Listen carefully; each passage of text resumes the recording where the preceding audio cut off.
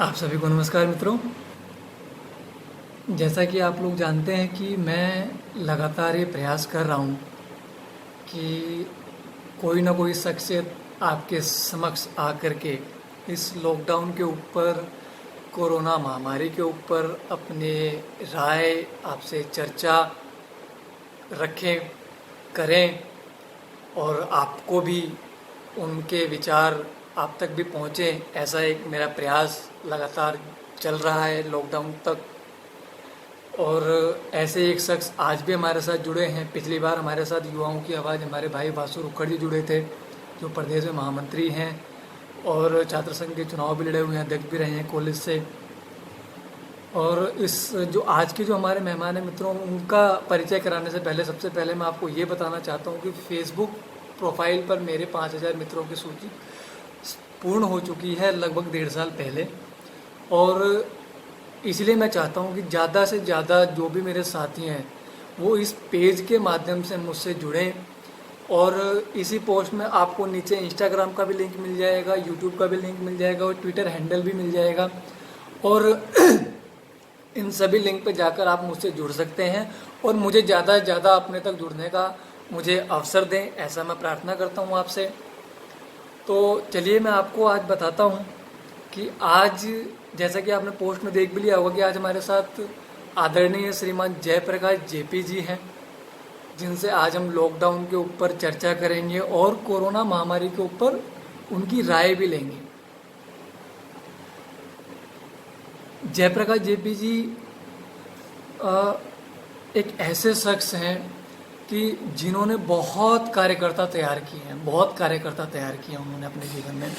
मेरे जैसा छोटा कार्यकर्ता जिसके पास ना कोई कद है ना कोई पद है, उसके लिए भी उन्होंने समय निकाला। क्योंकि देखिए साहब, आज के समय में इतनी भागदौड़ है लॉकडाउन के बीच, लॉकडाउन होते हुए भी, क्योंकि निगम की भी बहुत बड़ी जिम्मेदारी है। स्थायी समिति के चेयरमैन, स्थायी समिति के अध्यक्ष हैं, दिल्ली उपाध्यक्ष की भाजपा के दिल्ली उपाध्यक्ष हैं भाजपा में, और महामंत्री भी रहे हैं दिल्ली प्रदेश में।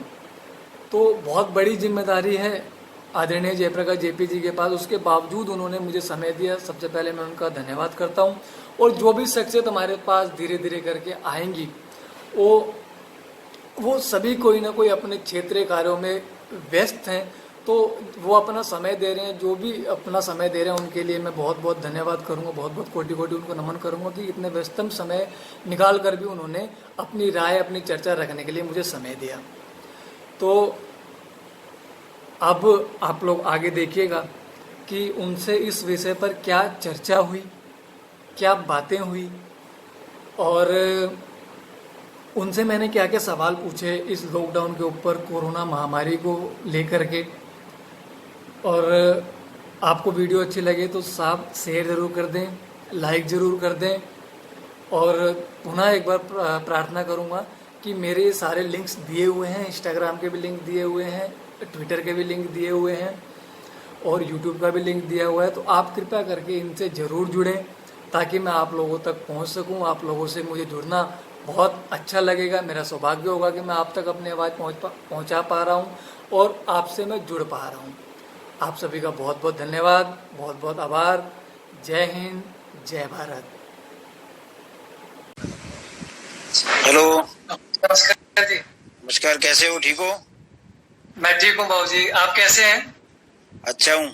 सब ठीक है नजफगढ़ में? हाँ बाबूजी, सब घर में सब ठीक है बाबूजी। सबसे पहले तो बाबूजी मैं माफी चाहूंगा, मैं आपको काफी दिनों से परेशान कर रहा हूँ लाइव आने के लिए। तो सबसे पहले मैं हाथ जोड़ के आपसे माफी चाहता हूँ और बहुत बहुत धन्यवाद करना चाहता हूँ कि आपने इतना व्यस्तम समय निकाल कर भी अपना समय निकाला ताकि आपकी बात हमारे साथियों तक पहुंच सके। नहीं, इस समय जरूरी है भाई, सबके साथ जुड़ना। और तकनीक के आधार पर जुड़ेंगे तो लोगों का हालचाल, जानकारी सब मिलती रहती है। जी जी। तो बाबूजी मैं आपका ज्यादा समय नहीं लेते हुए, जैसा कि मैंने आपसे कहा था कि कुछ लॉकडाउन पर कुछ अपने साथियों के साथ चर्चा करनी है, और मैं चाहता हूं कि आपकी जो राय है वो लोगों तक पहुंचे, हमारे साथियों तक पहुंचे कि आपका क्या संदेश है लॉकडाउन को लेकर के। तो सबसे पहले तो मैं बाबूजी मैं ये पूछना चाहूंगा आपसे कि पहला ही प्रश्न मैं पूछता हूँ कि कई लोगों के दिमाग में ये भ्रांतियां आ चुकी हैं कि जो किसी की सहायता कर रहा है बाहर जाकर के लॉकडाउन में और फोटो खिंचवा करके उसकी गरीबी का मजाक उड़ाया जा रहा है। तो बाबूजी इसके ऊपर क्या राय देंगे आप? क्या आपकी तरफ से क्या विचार है आपका? नहीं, पॉजिटिव सोचना चाहिए, हमेशा सकारात्मक सोचना चाहिए। और जो लोग भी आज घर से बाहर निकल करके अपनी संस्था के माध्यम से, संगठन के माध्यम से अलग अलग तरीकों से लोगों की सेवा कर रहे हैं, उनको सहायता पहुंचा रहे हैं, तो ऐसा नहीं है कि फोटो खिंचवाने के माध्यम से वो लोगों का मजाक बना रहे हैं। अब क्योंकि आज सोशल मीडिया का जमाना है, तो हर व्यक्ति चाहता है कि मैं सोशल मीडिया के ऊपर दिखाई दूं। अगर मैं काम कर रहा हूँ, सक्रिय हूँ, तो हर आदमी दिखना चाहता है, और दिखने में कोई बुराई भी नहीं है, बस वो काम ठीक से करे। अब उसका काम करते हुए लोगों को नजर भी आना चाहिए। ये नहीं होना चाहिए कि आदमी कहीं कोई एक मिल गया, कहीं किसी को एक पैकेट पकड़ाया और वो फोटो खिंचवाया, वो तो गलत है। लेकिन आदमी सचमुच में 4 परिवार, 10 परिवार, 20 परिवार की सेवा कर रहा है, उनके भोजन की व्यवस्था कर रहा है, अलग से कहीं भंडारा लगा रहा है, कहीं किचन चला रहा है, या किसी प्रकार की भी वो व्यवस्था खड़ी कर रहा है जिसमें लोगों को राहत पहुंच सके। क्योंकि ऐसे समय में जिन लोगों को जरूरत है, जरूरतमंद लोगों के काम आना ही हमारा काम है। और हम अपने माध्यम से अपने संसाधनों के माध्यम से लोगों तक अगर कुछ चीज पहुंचाते हैं तो ये बहुत अच्छी बात है। धन्यवाद बाबूजी। दूसरा मैं आपसे पूछना चाहूंगा बाबूजी कि लॉकडाउन अब बढ़ चुका है। पहले तो लोगों को ये उम्मीद थी, ये आशा थी कि 14 तारीख को लॉकडाउन खत्म कर दिया जाएगा कुछ बंदिशों के साथ, कि कुछ बंदिशें लग जाएंगी और लॉकडाउन को धीरे धीरे करके खत्म कर दिया जाएगा। लेकिन अब लॉकडाउन 3 मई तक बढ़ चुका है, अभी भी 13-14 दिन बाकी है। तो बाबूजी इसमें लोग लॉकडाउन में घरों में रहकर क्या कर सकते हैं? और कई लोग होपलेस हो जाते हैं घरों में रह करके, उनके लिए आप क्या कहना चाहेंगे? उनके लिए क्या आप उनको कैसे मोटिवेट करना चाहेंगे? देखो, जब ये लॉकडाउन फर्स्ट शुरू हुआ था तो हमारे देश के प्रधानमंत्री मोदी जी ने 2 शब्द कहे थे, संयम के साथ संकल्प लेना है। तो आज के समय में संयम क्या है? संयम यही है कि हम घर में रहें, जो हम रोज पब्लिक डीलिंग करते हैं, लोगों से मिलते हैं, जुलते हैं, अपने दोस्तों से मिलते हैं, खेलते हैं, कूदते हैं, तो आज इस विपत्ति के समय में हम संयम बरत सकते हैं, नहीं बरत सकते। और जब कोई हम काम करते हैं तो उसके संकल्प के साथ उसको कर सकते कि नहीं कर सकते। तो लॉकडाउन जब फर्स्ट आया था तो उस समय लोगों को इस पे काम करना चाहिए था, काफी लोगों ने उस पर काम किया भी है। अब लॉकडाउन 2 है, मेरा आपके माध्यम से जो भी लोग सुन रहे हैं उनको बताना बहुत जरूरी है।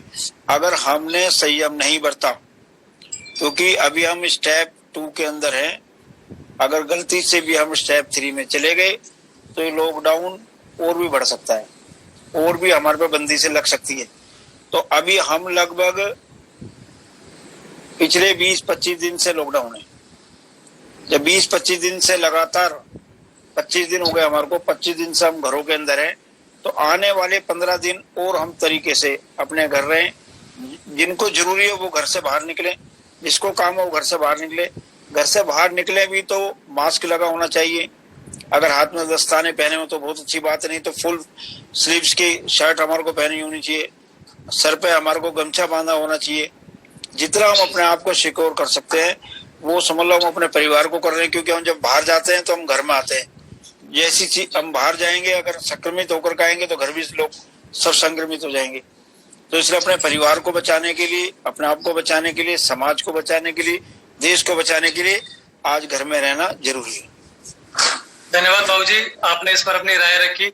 मैं इसी के साथ एक बात और भी जोड़ना चाहूंगा कि जैसे बहुत से लोग हैं आज के समय में भी, ऐसे लोग भी हैं जो अपनी परवाह ना करते हुए भी बाहर लोगों की सेवा करने जा रहे हैं। तो आपका उनके लिए क्या संदेश होगा कि वो सुरक्षित भी रहें और लोगों की सहायता भी कर सके, सेवा भाव भी कर सके?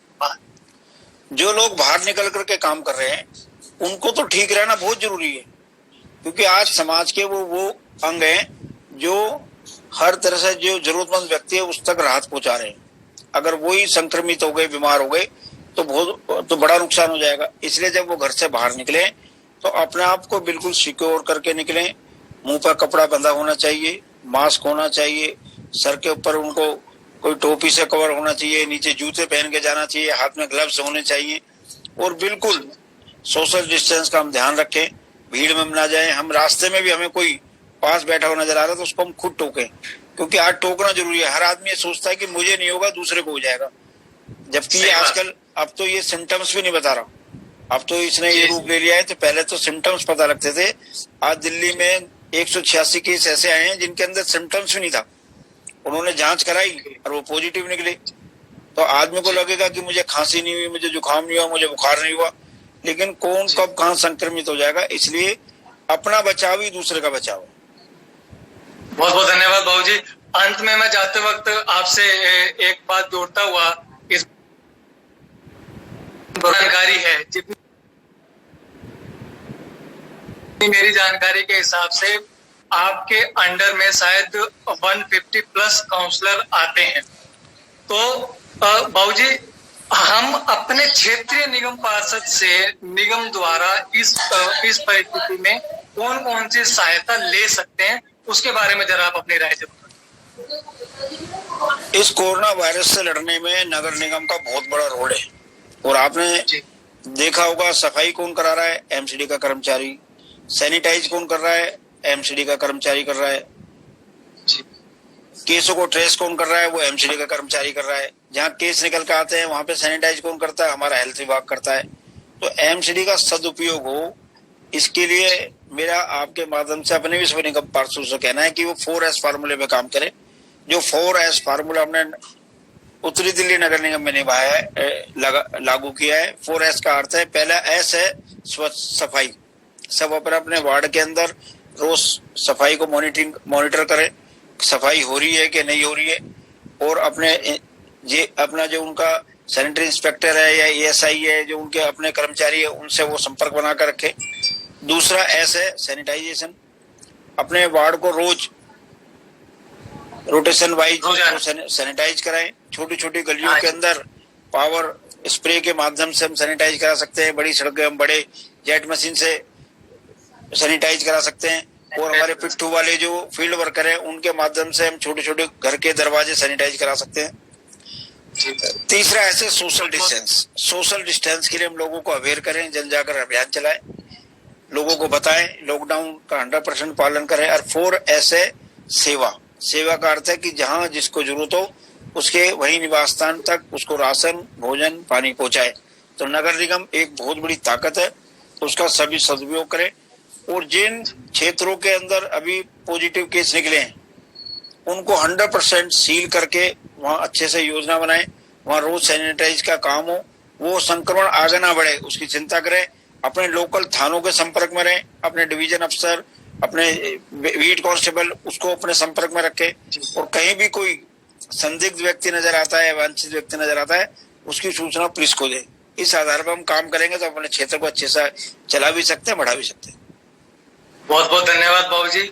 और भोजन का समय हो चुका है, तो मैं आपका ज्यादा समय नहीं लेते हुए बस जाते जाते अंत में एक यही बात कहूंगा कि एक परिवार होता है, घर का परिवार होता है, एक होता है राजनीतिक परिवार भी होता है। तो आप एक राजनीतिक परिवार के तौर पर मेरे बड़े मार्गदर्शक के रूप में सदैव मेरे साथ रहते हैं। मैं आपसे किसी बात पे जिद भी कर लेता हूँ, जैसे मैंने आज जिद करी, आपने मेरी जिद मानी, मुझे बहुत अच्छा लगा बाबूजी। अपना ये आशीर्वाद, ये अपना ये प्यार हमेशा मेरे सर पर अपनी कृपा दृष्टि बनाए रखें। और मेरे जैसे हजारों लाखों कार्यकर्ता आपके मार्गदर्शन में जरूर राजनीति में कुछ न कुछ आगे भविष्य में आगे बढ़ेंगे, ऐसी कामना मैं करता हूँ। और अंत में जाते हुए आप कोई संदेश देना चाहें तो जरूर।